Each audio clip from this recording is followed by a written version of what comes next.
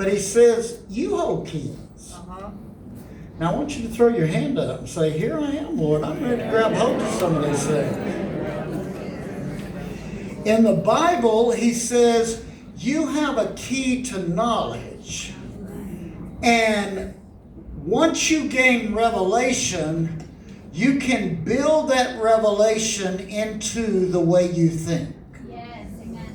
Now I want you to throw your hand up and say, Lord, I've got to have revelation.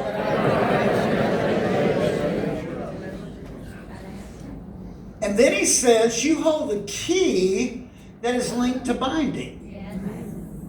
In other words, if something is not supposed to happen and you know that I am in heaven saying I don't want it to happen, you have the key to be able to bind it up.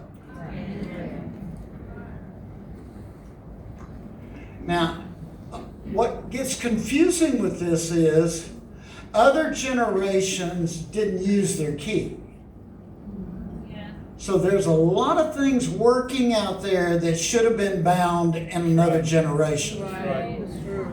So you're going to have to figure out, what am I going to do to really stop what got started 300 years ago? Wow. My. But he says, if you're seeking, I can give it to you.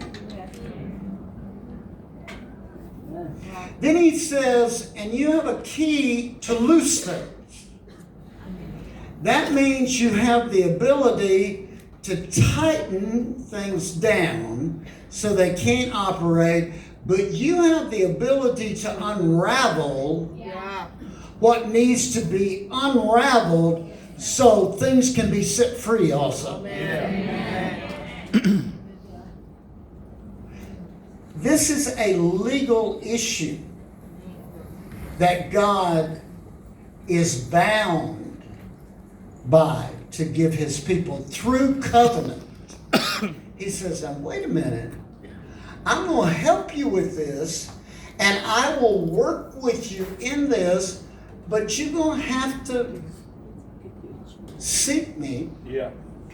You're going to have to gather when I say gather. You're going to have to come together as an army when I tell you to.